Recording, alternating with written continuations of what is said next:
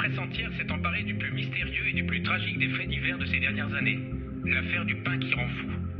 La paisible petite ville de Pont-Saint-Esprit a été la proie de ce mal inexplicable qui a frappé plus de 200 personnes. Des crises de folie hallucinatoire dues à la présence dans le pain de l'ergotine, le poison des céréales, ont fait plusieurs morts. La vente du pain a été aussitôt interdite.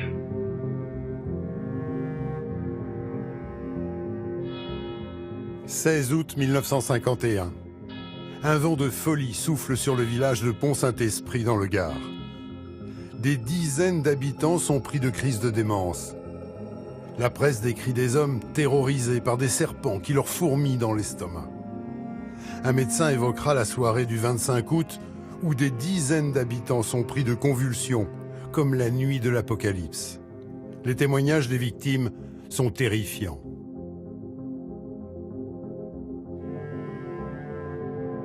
Je suis resté exactement 21 jours sans dormir. Absolument impossible de fermer l'œil, malgré tous les calmants et somnifères que le médecin a pu m'administrer.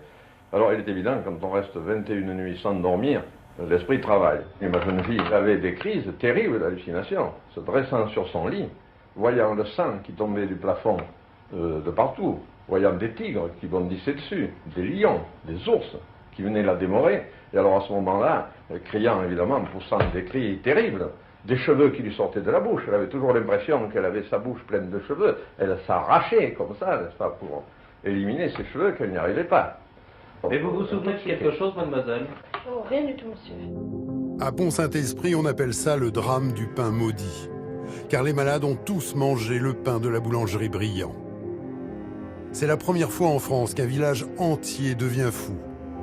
La presse fait ses gros titres et s'interroge sur les raisons de cette hallucination collective. À Pont-Saint-Esprit, c'est la panique. On se rue désormais sur les biscottes. Rapidement, les corbillards se succèdent dans la bourgade. On comptera 7 morts, 300 personnes intoxiquées et une cinquantaine internées en psychiatrie.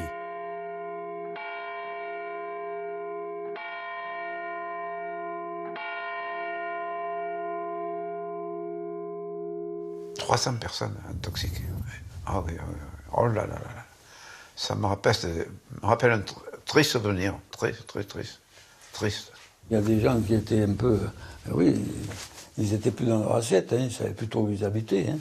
Des gens qui sautaient de leurs fenêtres, là, bon, bref. Oui. Je crois bien que c'était le pauvre Puche qui avait dit ça. Cher, il en est mort, hein. Il s'était mis sur le bord de la fenêtre.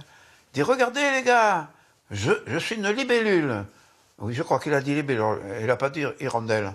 Je suis une libellule, je vole. Ils étaient vraiment fous. Ils voyaient que du feu. Ils voyaient que du feu, que du feu. Il y en a qui se battaient, qui s'envoyaient des gifles. Voilà, ça je me souviens que c'était vrai. Hein. Ils se débattaient tant qu'ils pouvaient. Ils criaient. Oh non, c'est une horreur. C'est une horreur. Alors qu'on enterre les premiers défunts, les enquêteurs pensent aussitôt à un retour du mal des Ardents, une maladie qui a causé des dizaines de milliers de morts au Moyen-Âge. Elle est due à l'ergot de seigle, un champignon parasite qui s'attaque aux céréales. On accuse le boulanger d'empoisonnement, puis le meunier. Arrêtés et incarcérés, ils sont relâchés au bout de quelques mois. Ils disent que les enquêteurs leur ont extorqué des aveux sous la contrainte et surtout, les expertises les innocentent. On pense alors à une intoxication due à l'eau, au mercure, aux engrais ou à une usine à gaz toute proche. Mais les expertises démontent une à une les hypothèses. Dès lors, à Pont-Saint-Esprit, bruissent les théories les plus folles. C'était la guerre froide à l'époque. Hein. Les coups bas, il devait y en avoir. Hein. Entre l'Amérique et la Russie, je pense que l'URSS. Non, la sorcellerie, moi je pense pas. Non, non, non. Le coup du sac de farine posé sur un sac d'engrais. Ça aurait très bien pu être arrivé, ça. Il y avait un commis là. Et c'était quelqu'un qui n'était pas trop... Il avait fait un pont et de partout, un peu de... Moi, qui le connaissais bien, j'ai toujours pensé que ça pouvait être que de lui. Le produit a été mis chez le boulanger. Je dis non, c'est pas le boulanger qui l'a mis. Chez le boulanger, il faut que quelqu'un l'ait mis. Ah, il faut savoir qui. Donc c'est pas lui, c'est quelqu'un d'autre. Quelque chose qui ne va pas. Ça, c'est pas clair. Pas du tout. Rien n'est clair. Et pendant des décennies, les raisons du drame resteront inexpliquées. Mais contre toute attente, 60 ans plus tard, une nouvelle théorie voit le jour. Elle ne vient pas de France, mais des États-Unis. Un chercheur américain, Hank Albarelli, spécialiste des services secrets, enquête sur la mort suspecte d'un biochimiste de la CIA, Frank Olson. Spécialiste des armes chimiques, cet homme multiplie les expériences sur les drogues dures, comme le LSD. Il s'est d'ailleurs rendu en France quelques mois avant le drame de Pont-Saint-Esprit. Par la suite, il ne cessera de sombrer dans la dépression, répétant à sa femme qu'il avait commis une terrible erreur. Hank Albarelli fait alors le lien avec le drame de Pont-Saint-Esprit. Et s'il s'agissait de la pulvérisation de LSD sur le pain par la CIA et l'armée américaine? Je n'ai aucun doute sur le fait que Pont-Saint-Esprit ait été une opération secrète de l'armée américaine.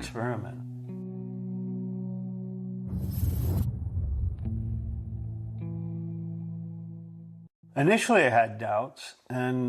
début, j'avais des doutes, et je pense que ces doutes étaient dus au fait qu'au fond de moi-même, j'espérais secrètement que ce ne soit pas une expérimentation. C'était dur d'imaginer que mon propre gouvernement puisse en arriver là. Mais dans le même temps, j'enquêtais sur plusieurs pistes dans le cadre de mon livre et je me rendais compte, peu à peu, de ce que le gouvernement et l'armée américaine étaient capables de faire. Ma naïveté commençait à s'estomper sérieusement.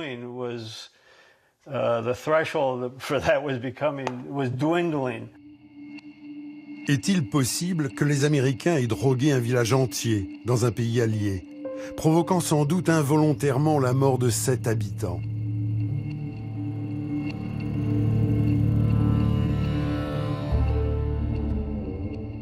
Improbable, et pourtant.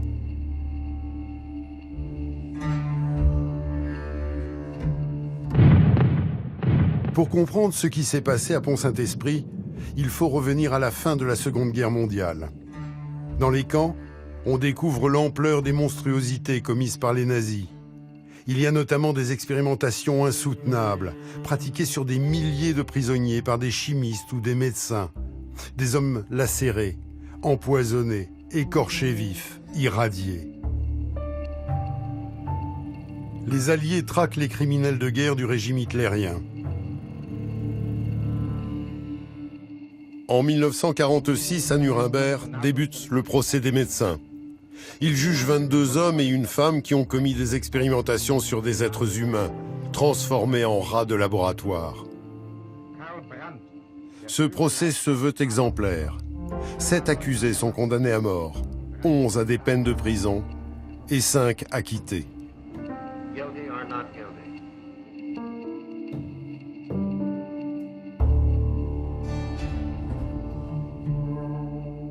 Les Américains rédigent pour l'occasion le Code de Nuremberg, un modèle du genre qui impose des règles strictes aux expérimentations sur les humains. Il dit notamment: le consentement volontaire du sujet est absolument essentiel. L'expérience doit être conduite de façon telle que soit évitée toute souffrance et toute atteinte physique et mentale non nécessaire. Alors que l'encre des procès de Nuremberg sèche encore, le cynisme des vainqueurs est sans limite.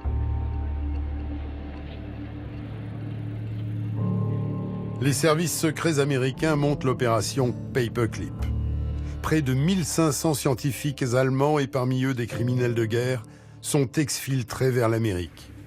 On leur offre une nouvelle vie en échange de leur savoir et leur collaboration. C'était un jeu de dupes, de propagande, dans lequel les Américains se sont lancés. C'était presque un procès pour la forme.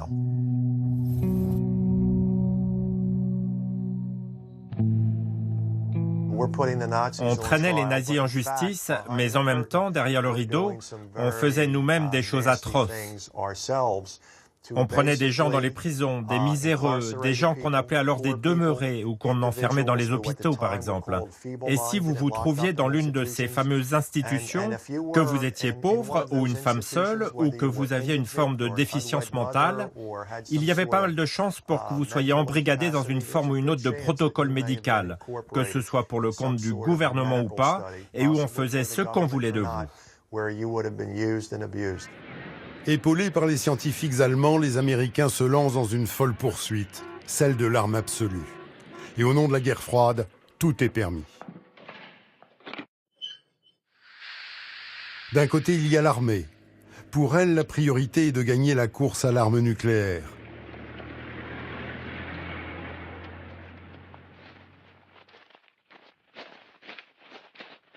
Alors, pour tester les effets des irradiations à grande échelle, elle utilise ses propres soldats, car ils sont dociles et disciplinés.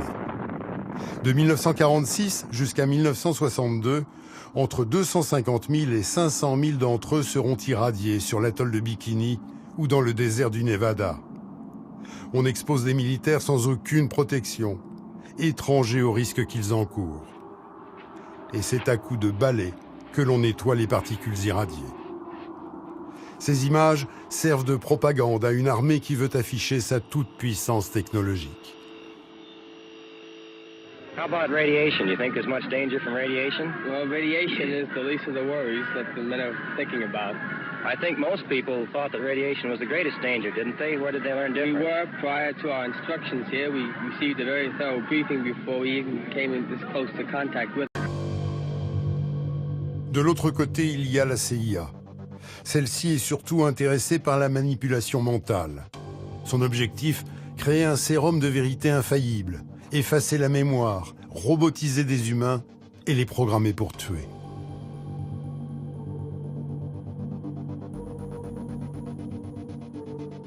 Cela tombe bien, car en 1948, un chercheur des laboratoires Sandoz, Albert Hofmann, découvre une molécule qui met en ébullition les services secrets.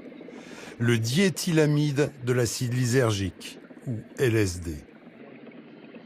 C'est un dérivé de l'ergot de seigle, ce même parasite qu'on a longtemps tenu pour responsable du drame de Pont-Saint-Esprit.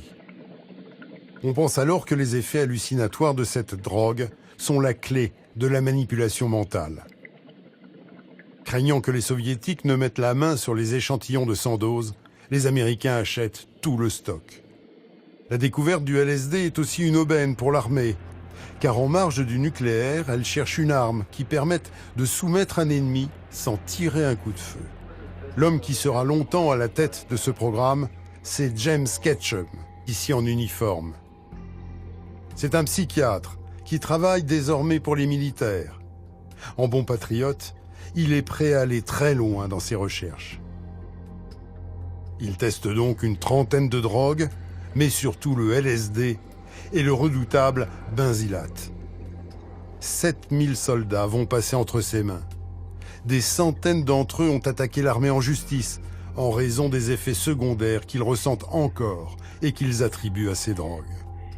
Quoique mis en examen, James Ketchum voit les choses autrement.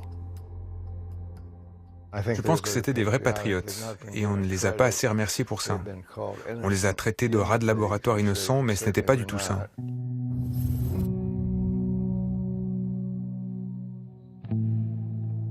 Ils savaient ce qu'on allait faire, et on les prévenait autant qu'on pouvait. Il ne fallait pas qu'on dévoile le nom des drogues, car certaines étaient faites de façon artificielle. Et si on donnait le nom, ça aurait permis de donner leurs composants.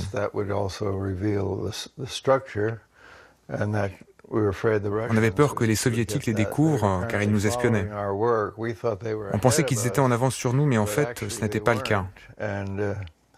Alors ils nous pistaient pour voir ce qu'ils pouvaient apprendre de ce qu'on faisait. Ils ont d'ailleurs développé les mêmes drogues par la suite.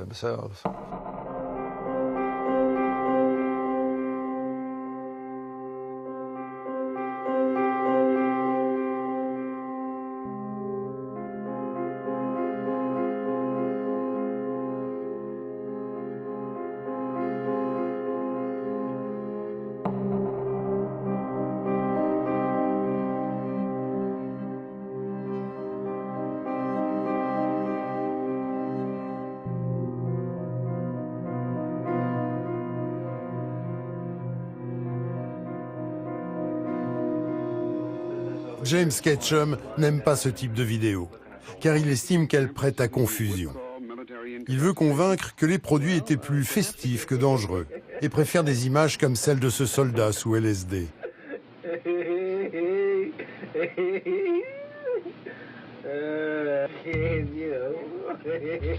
Il met aussi en avant la vidéo de ces volontaires à qui on a administré des doses minimes de LSD.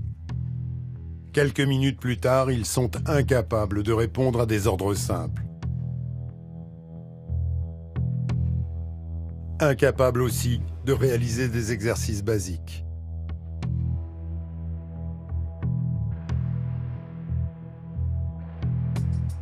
En parallèle de l'armée, la CIA développe aussi ses propres programmes. Nom de code, Bluebird, Artichoke, puis plus tard MK-Ultra. Mais pour lancer des expériences à grande échelle, il faut des fonds. En 1950, la guerre de Corée sert de prétexte idéal. Des soldats américains sont faits prisonniers. Pendant leur détention, certains pilotes avouent avoir bombardé la Corée avec des armes chimiques, ce qui est interdit. Les Américains crient à la manipulation. La CIA profite de l'aubaine pour obtenir des budgets lui permettant de travailler sur le lavage de cerveau. Pendant la guerre en Corée, les pilotes américains qui étaient capturés ont apparemment commencé à faire de faux aveux sur la guerre chimique.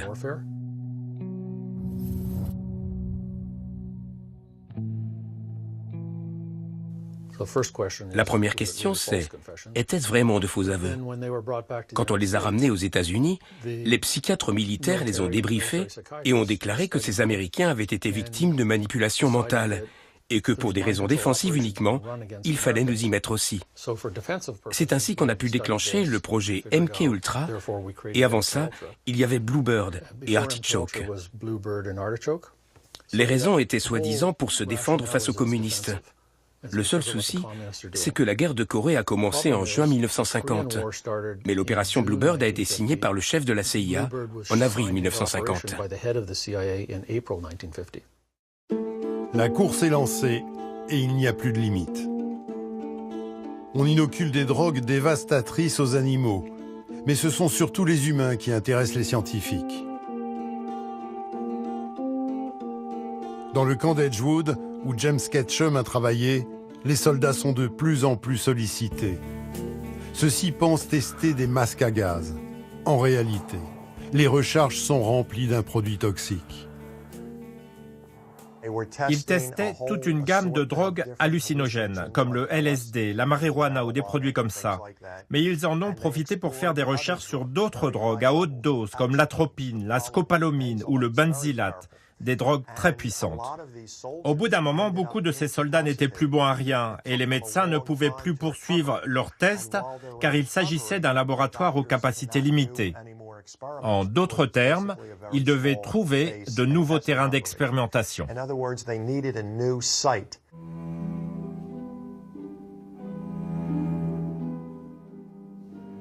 C'est dans ce contexte de guerre froide et de coups bas barbouzards que le 16 août 1951 survient la tragédie de Pont-Saint-Esprit.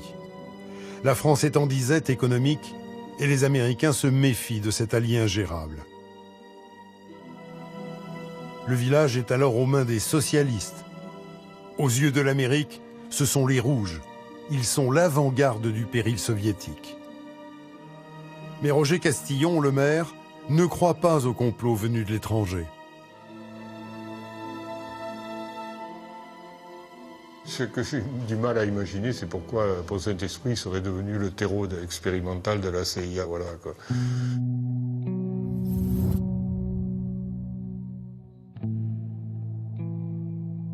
Quelqu'un qui fait quelque chose, il le fait pour une raison, quoi. Donc c'est ça que je ne perçois pas bien. Donc je vois pas bien pourquoi la CIA serait derrière cet événement-là. Mais les experts américains comme Colin Ross sont beaucoup plus terre-à-terre. Il est évident que cette substance ne tombait pas du ciel.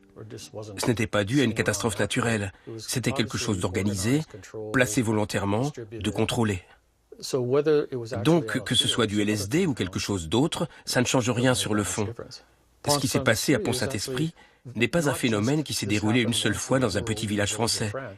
C'est dans la lignée d'autres expérimentations qui ont eu lieu sur des citoyens des États-Unis et pour lesquels il existe des documents incontestables.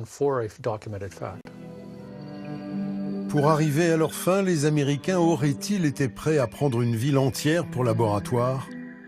Après tout, il s'agit de civils et non de soldats disciplinés. En septembre 1950, près d'un an avant Pont-Saint-Esprit, c'est pourtant ce qu'ils ont fait, et sur leur propre territoire. Au large de San Francisco, la marine américaine réalise des manœuvres militaires. Un navire s'approche de la rive et bombarde la ville d'une bactérie qui provoque des infections nosocomiales, la Serratia marcescens. Les militaires testent les effets d'une pulvérisation par la voie des airs. Cette carte, classée secret défense, montre l'ampleur de la zone ciblée. Au moins 11 personnes sont hospitalisées. L'une meurt de pneumonie.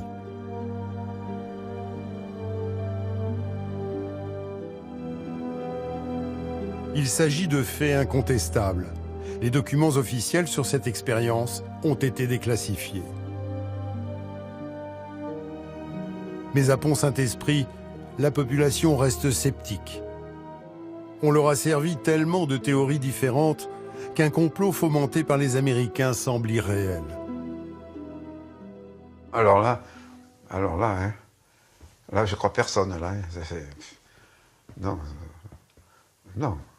Alors, il ne serait pas venu avec un dé à coudre à Pont-Saint-Esprit à mettre un poison ici.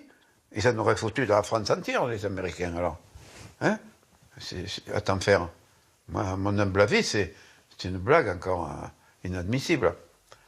Parce qu'on fait quelque chose bien ou on ne le fait pas. Hein?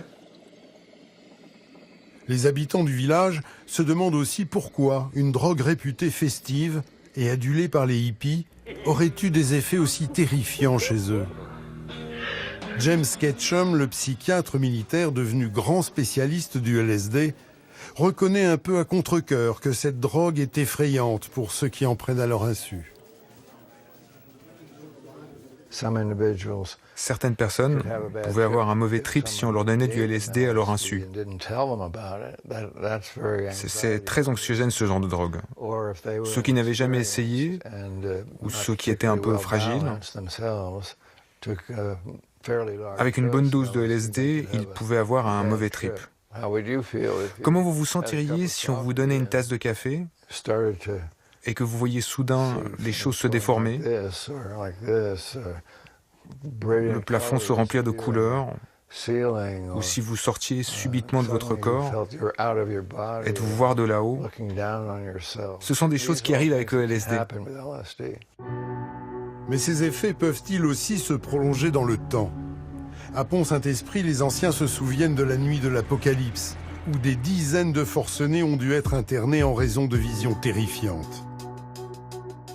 Cette fameuse nuit a eu lieu près de 2 semaines après l'ingestion du pain maudit. Mais là aussi, James Ketchum admet que c'est possible. Certaines personnes avaient des effets bien plus tard.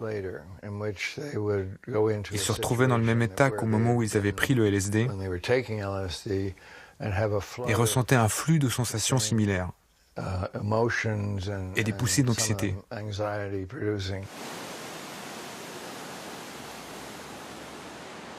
En 1951, les enquêteurs français pensent d'ailleurs au LSD et font appel à Albert Hofmann, l'inventeur de la drogue. Sur place, celui-ci déclare aux enquêteurs qu'il ne doute pas que les hallucinations sont dues au LSD.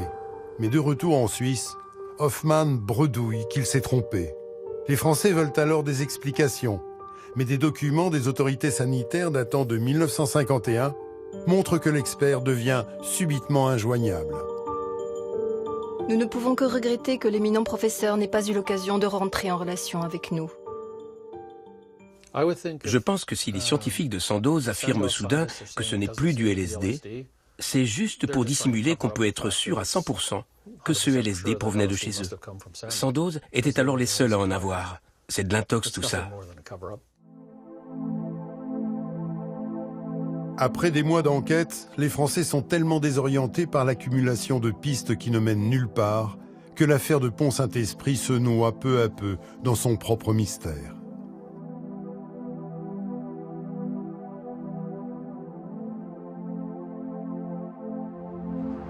Pendant ce temps, aux États-Unis, les expérimentations continuent.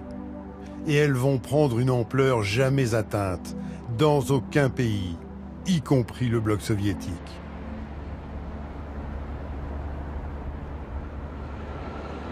Des populations entières font les frais de tests à grande échelle. En voici quelques exemples. Ici aussi, il s'agit de cas indiscutables, reconnus par l'Amérique. En 1953, on injecte de l'iode radioactive à des nouveau-nés et des mères enceintes à l'université de l'Iowa ou encore celle du Nebraska. En 1955, la CIA pulvérise la bactérie de la coqueluche au large de Tampa.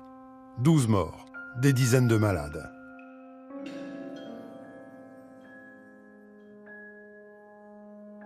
En 1955 toujours, la CIA enrôle des prostituées à San Francisco, ouvre 2 maisons de passe et teste des drogues sur les clients. Les ébats sont filmés à travers un miroir sans teint. En 1956, l'armée lâche des millions de moustiques infestés de la fièvre jaune et de la dengue sur les villes de Savannah et Avon. Plusieurs morts et des centaines de personnes infectées.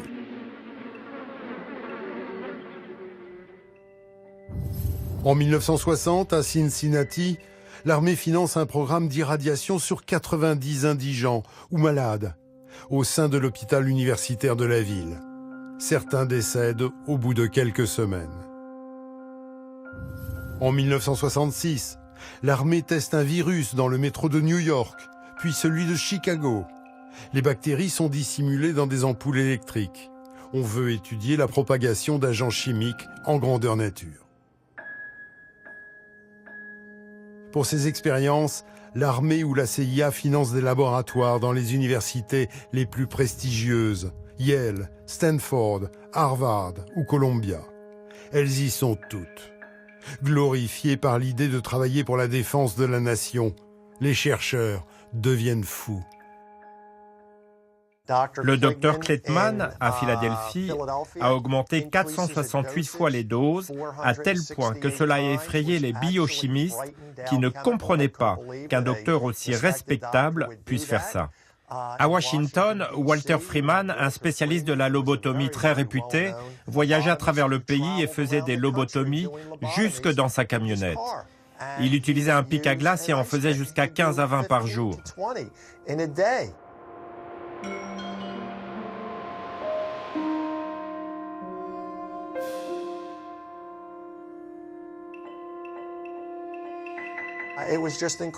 C'était juste incroyable ce que les médecins ont fait et pratiquement personne dans le monde médical ne les a dénoncés.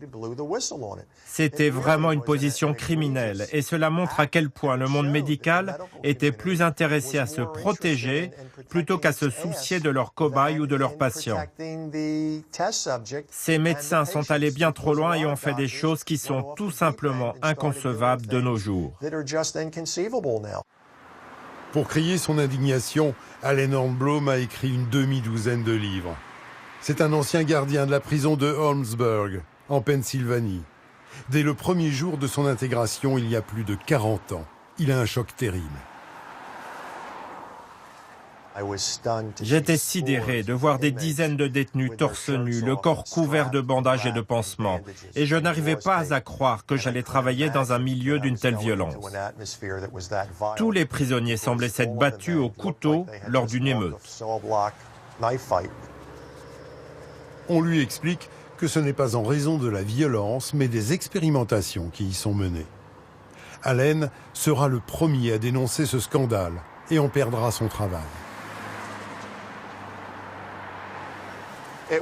C'était sans doute la plus grande usine à cobayes humains des États-Unis et probablement du monde. De 1951 à 1974, plus de gens ont été enrôlés dans le cadre d'expérimentations de plus en plus nombreuses que dans n'importe quel endroit du monde.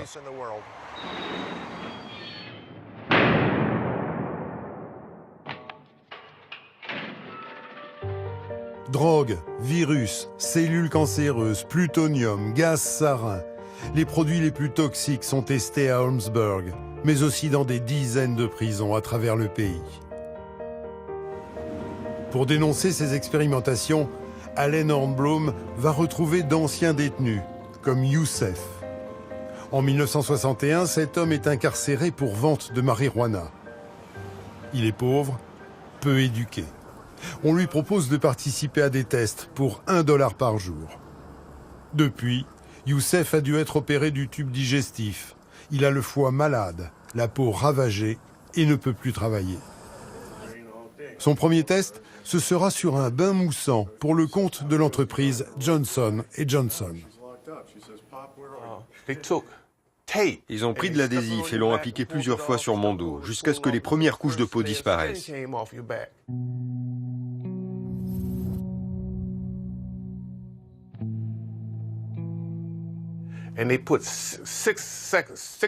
Ils l'ont fait ainsi sur mon dos à 6 endroits différents. Puis ils ont pris une bouteille de bain moussant de la marque Johnson & Johnson. Ils l'ont versé sur un patch qu'ils ont placé sur la zone sensible. Enfin, ils ont utilisé un spray, mais j'ai vu qu'il provenait de l'armée. Je me suis demandé, mais qu'est-ce que Johnson & Johnson a à voir avec ça ? Et ils ont pris le spray et m'ont aspergé le dos. Au contact, c'était froid, mais c'était tellement toxique que ça dégageait des vapeurs que je pouvais ressentir jusque dans ma bouche. Sur le chemin du retour, je titubais de plus en plus. Quand je suis arrivé dans ma cellule, boum, je me suis évanoui. Mon dos était en feu et quand je me suis réveillé le lendemain, j'avais d'énormes ampoules pleines de pus sur le dos. Ça me grattait de façon insoutenable. C'était un peu comme un soleil qui brûle tout. Je geignais, je pleurais, je geignais, je pleurais. Mon compagnon de cellule n'en dormait plus. Il y aura un second test qui lui vaudra une opération des intestins. Puis un troisième où il doit réaliser de simples additions, mais en buvant un produit incolore.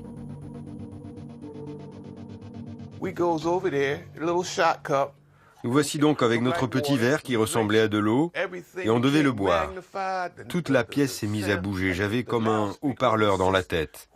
Les murs étaient devenus comme de l'eau, vous voyez le genre ? Et je suis resté un long moment prostré, plutôt que de continuer le test. Je suis entré dans ma cellule dans cet état, et je vous jure, j'étais en loque. C'était une drogue à effet retard qu'ils avaient mis dans ce verre, et les effets ont duré pendant des semaines. Les détenus m'ont surnommé l'incontrôlable. Je ne parlais plus à personne, j'avais peur de tout le monde, et tout le monde semblait avoir peur de moi.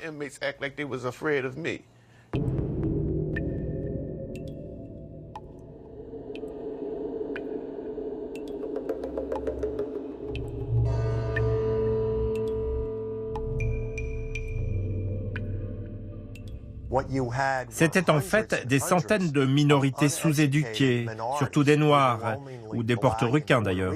Et au milieu de tout ça, vous aviez des docteurs blancs en blouse blanche avec leur titre de professeur devant leur nom. C'était la porte ouverte à tous les abus, pour ne pas dire à un désastre. Et ces murs de prison étaient le lieu idéal pour les expérimentations les plus folles. Parce qu'ils gardaient non seulement les détenus à l'intérieur, mais ils gardaient aussi le public à l'extérieur pour que personne ne sache rien. On utilise des détenus, mais aussi des malades. Dans certains hôpitaux, on oriente des patients dans des services financés par la CIA. Celle-ci fait des expériences sur la manipulation mentale. Elles sont sans limite. En 1965, Karen Wetmore a seulement 13 ans lorsqu'elle est admise à l'hôpital du Vermont. Elle y fera plusieurs séjours jusqu'à sa majorité. Elle souffre de dépression sévère après avoir subi des actes de pédophilie de la part d'un voisin. Internée contre son gré, on la coupe de tout contact avec sa famille, en expliquant que c'est pour son bien. La CIA était surtout en quête d'enfants âgés entre 13 et 18 ans. Ils voulaient leur modifier la personnalité. On se sentait dans un état d'abandon total. Vous êtes là, attaché, enfermé dans cette pièce, et qu'importe si vous criez, qu'importe ce que vous dites, personne ne viendra à votre secours. C'est vraiment quelque chose qui vous traumatise à vie. Les médecins s'acharnent sur Karen. Ils veulent lui effacer la mémoire et en faire un robot à leur merci. Il faudra 30 ans de lutte devant les tribunaux pour que Karen obtienne son dossier médical. Elle y découvre la violence des traitements qu'elle a subis.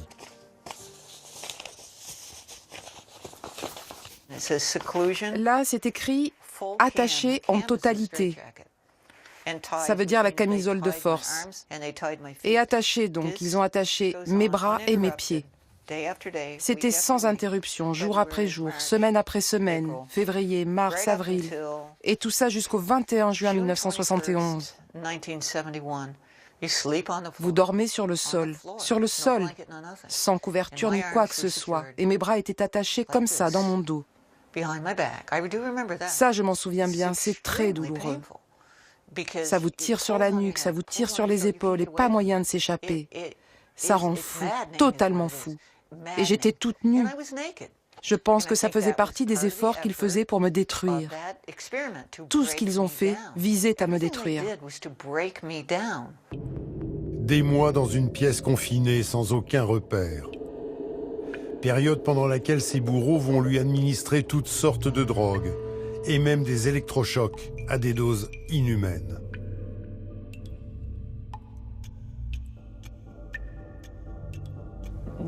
Nombre d'électrochocs et le nombre de secondes pendant lesquelles ils les ont maintenus. Nombre de chocs, 30, 30, 35, 35, 35, et ils l'ont fait à chaque fois pendant 40 secondes. Normalement, les électrochocs, c'est pas plus d'une seconde, et sûrement pas au nombre de 30 ou 35. Un seul, oui, mais jamais autant. Ils cherchaient certainement à effacer ma mémoire, et c'est exactement ce qu'ils ont fait. Ils écrivent aussi pendant cette session « pas d'arrêt cardiaque, nouvel électrochoc ». Donc je pense qu'ils m'en ont remis une dose parce qu'ils n'ont pas réussi à provoquer l'arrêt cardiaque. Ils l'ont donc recommencé peut-être plus d'une fois. C'est impardonnable. Et je suis sûre que je ne suis pas la seule à qui ils ont fait ça. J'en suis certaine. J'ai survécu pour pouvoir témoigner de tout ça. Combien sont-ils à avoir subi de telles expérimentations? À Montréal, au Canada, la CIA va se servir d'un psychiatre de renommée mondiale pour monter une véritable usine à cobayes au sein de l'Allan Memorial, le département psychiatrique de l'université McGill. Ce psychiatre s'appelle Ewan Cameron. Il sera l'un des tout-puissants présidents de l'Association mondiale de psychiatrie. En 1945, Ewan Cameron fait l'expertise psychiatrique de Rudolf Hess, l'un des nazis accusés au procès de Nuremberg. En 1957, la CIA le recrute pour son programme MK-Ultra. Les Américains veulent parfaire leur technique d'interrogatoire et programmer un humain à tuer. Ewan Cameron devient une sorte de chien fou de la psychiatrie. Il plonge ses patients dans des états végétatifs pendant plusieurs semaines, en diffusant jour et nuit des ordres sonores préenregistrés. Certains en deviendront incontinents, amnésiques, oubliant même qui étaient leurs parents ou l'usage de la parole. L'hôpital du Vermont où Karen Wetmore a été internée travaillait sur le même programme. Entre les mains des médecins de la CIA, elle a été une poupée de chiffon. Ils ont utilisé des drogues comme le LSD, les électrochocs et aussi des électrochocs chimiques comme le métrazole qu'on m'a administré en 1971.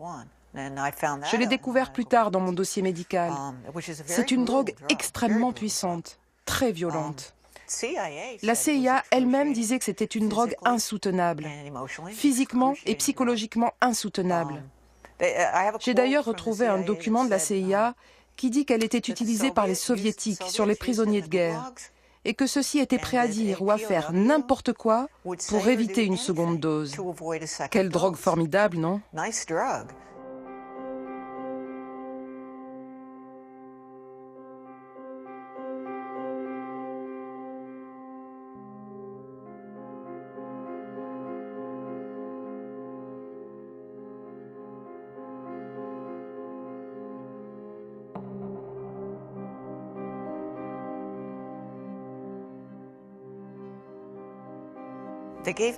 Ils m'ont donné 1800 mg, ce qui est apparemment une dose énorme. Et cette nuit-là, je me suis plainte d'entendre des voix d'hommes dans ma tête qui me tourmentaient et m'obsédaient. Et j'ai tenté de m'immoler par le feu. L'imagination des savants est sans limite. Sur ces images, un taureau charge la cape qui s'agite devant lui. Quelques instants plus tard, on lui implante un émetteur dans le cerveau. Puis on le lance à nouveau dans l'arène. À chaque charge, il reçoit une impulsion qui coupe son élan. Des documents aujourd'hui déclassifiés montrent que des émetteurs plus sophistiqués ont été testés sur des cobayes humains. Il y a toujours des débats sans fin entre ceux qui croient et ceux qui ne croient pas. Mais moi, ce qui m'intéresse, c'est ce que disent les documents. Eh bien, ces documents décrivent clairement l'implantation d'électrodes dans le cerveau des gens, activer ces électrodes à partir d'un transmetteur et changer le comportement des gens. De violents à taper les murs, ils deviennent des moutons. Derrière l'oreille de Karen, il y a justement une cicatrice dont elle ne connaît pas l'origine. Quand ma thérapeute a compris que la CIA s'était servie de moi comme cobaye, elle m'a dit « Laisse-moi regarder, juste pour voir. » C'est parce qu'on avait entendu parler de ces implants. On avait lu des choses sur ça, il y avait des documents. Et je lui dis « Pourquoi pas ?» Et c'était bien là où je vous ai montré.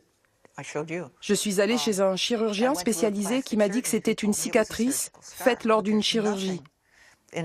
Il n'y a pourtant rien dans mon dossier médical qui parle de problème ou de quoi que ce soit dans mon oreille droite. On ne parle ni d'incision ni d'opération effectuée à cet endroit. Et pourtant c'est bien là. Pour ce qu'elle a subi, Karen a été indemnisée par le gouvernement américain. Mais tout comme les rares victimes qui ont osé élever la voix, pendant longtemps, elle a été prise pour folle.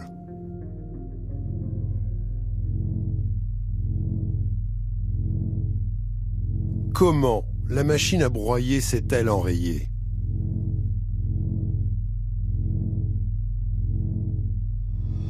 En 1973, alors que le Watergate secoue toutes les institutions, Richard Helms, le directeur de la CIA, sent le vent tourner. Il travaille en loup solitaire et n'a pas informé la présidence de ses expérimentations. Il sait qu'il a dépassé les limites. Pour se protéger, il ordonne la destruction de tous les documents relatifs au projet MKUltra et l'arrêt du programme. 2 ans plus tard, en 1975, le président Gerald Ford commande une enquête sur la CIA. La commission Rockefeller prête serment. Sa tâche n'est pas simple, car au sein de la CIA, même les proches lieutenants de Richard Helms ne savent rien sur les programmes de lavage de cerveau. Il y a beaucoup de choses débiles dans les institutions qui cultivent le secret.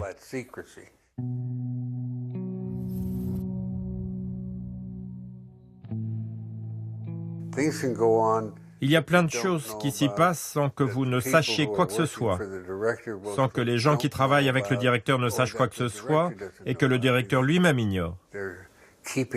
On garde tout sous le couvercle. Si ça marche, on en parle, mais en attendant, mieux vaut ne rien dire, pour ne pas avoir de problème.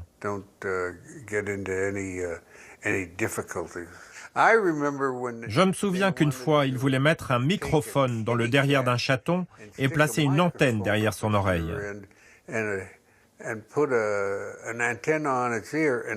Et il devait le relâcher, par exemple, dans le cas d'espions qui discutent dans un jardin, et qu'il se rapproche d'eux pour écouter ce qu'ils disaient.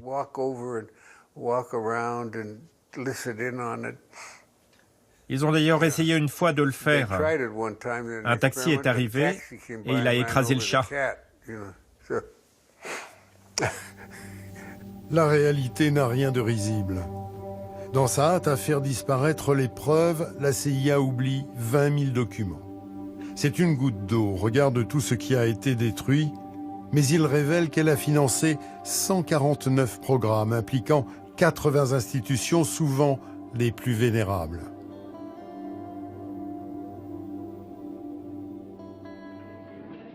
Appelés à se justifier, les responsables de la CIA, comme le docteur Lashbrook, mentent et minorent les faits.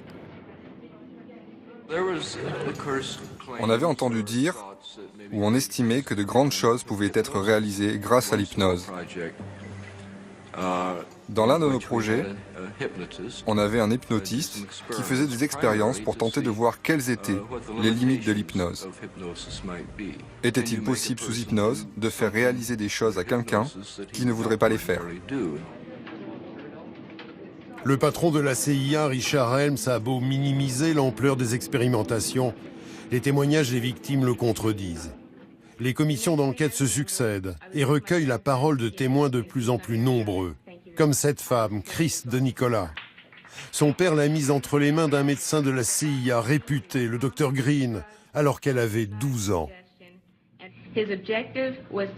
Son but était de me manipuler et faire de moi un tueur professionnel.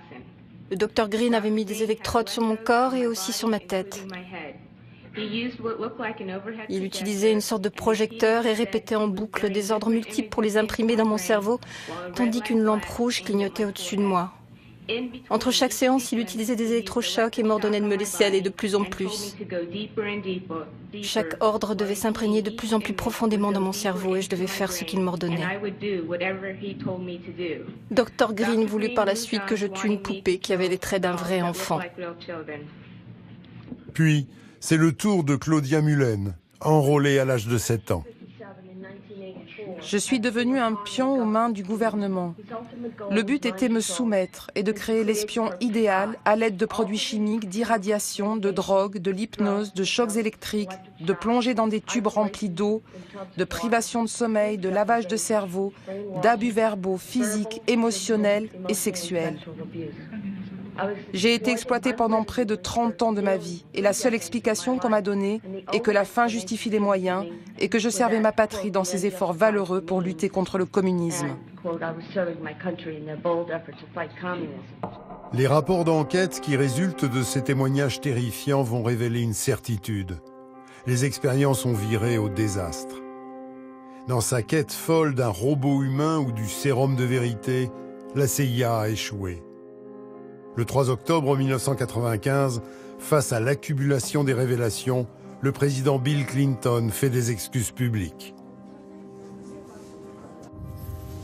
Des milliers d'expérimentations gouvernementales ont eu lieu dans les hôpitaux, les universités et sur les bases militaires un peu partout dans le pays.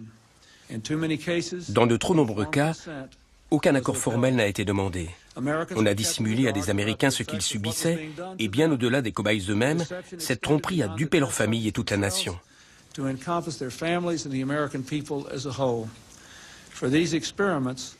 Ces expérimentations sont restées secrètes, et elles ont été dissimulées non pour des raisons de sécurité, mais par crainte du scandale. Et ça, c'est anormal. Donc aujourd'hui, au nom d'une nouvelle génération de leaders et de citoyens américains, les États-Unis d'Amérique présentent leurs excuses sincères aux citoyens qui ont été victimes de ces expérimentations, ainsi qu'à leurs familles et à leurs proches.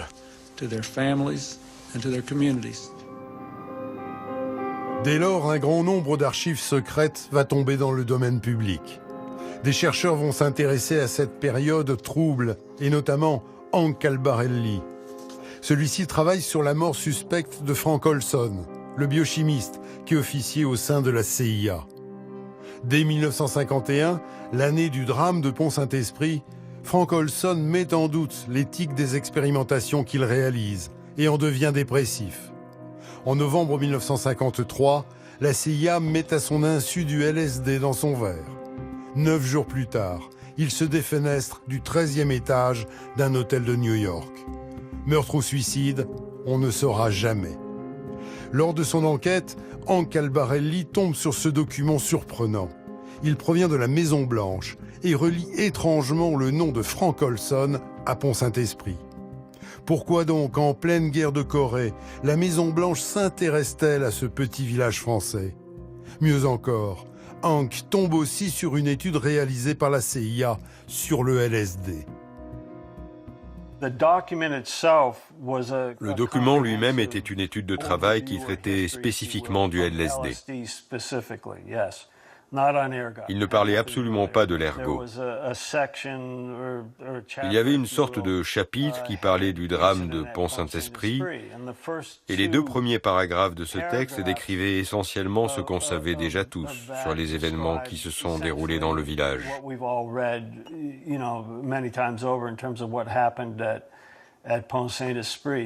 Mais le reste de ce chapitre, la moitié inférieure de cette page et les 2 pages qui suivaient étaient illisibles, totalement barbouillés de noir. Mais surtout, il y a ce document accablant de la CIA. Il date de 1953 et a été sans doute déclassifié par erreur. Un dirigeant des laboratoires Sandoz affirme à un agent secret que l'opération de Pont-Saint-Esprit était bien due au LSD.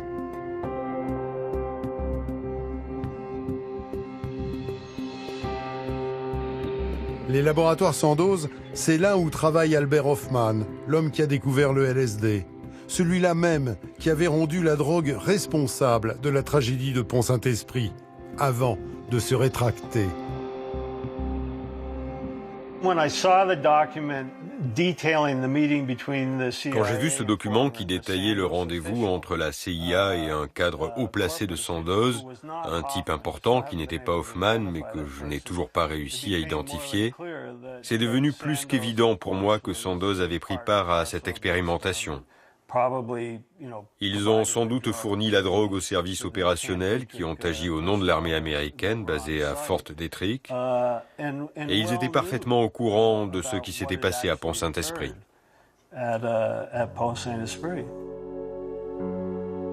Ce même document précise qu'en 1952, l'interlocuteur de la CIA avait déjà expliqué que le drame du pain maudit avait été provoqué par du LSD.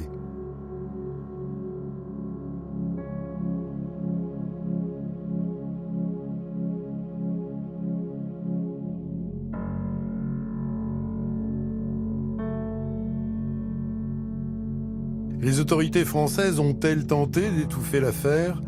Plusieurs années après le drame, un responsable de l'association des victimes s'étonnait du manque d'entrain des enquêteurs.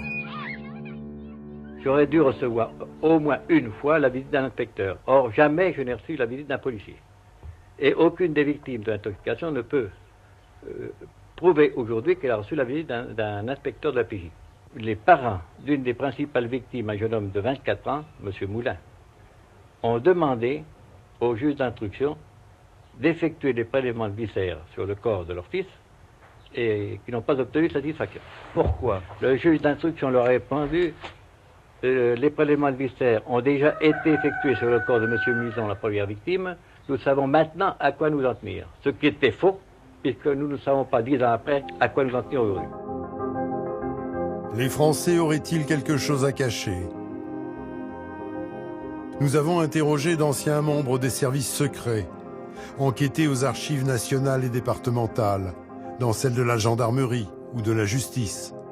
Les dossiers sont peu fournis et bon nombre des pièces importantes, comme les comptes rendus des principaux procès, ont disparu. Si l'Amérique a dévoilé à contre-cœur une partie de ses secrets dans sa participation à l'empoisonnement du village, Les incertitudes sur l'implication des autorités françaises risquent donc de persister encore quelques années. Il faut 75 ans avant que les documents les plus sensibles soient rendus publics. Enfoui dans les ruelles et les vieilles pierres, le drame de Pont-Saint-Esprit n'a pas encore révélé tous ses secrets.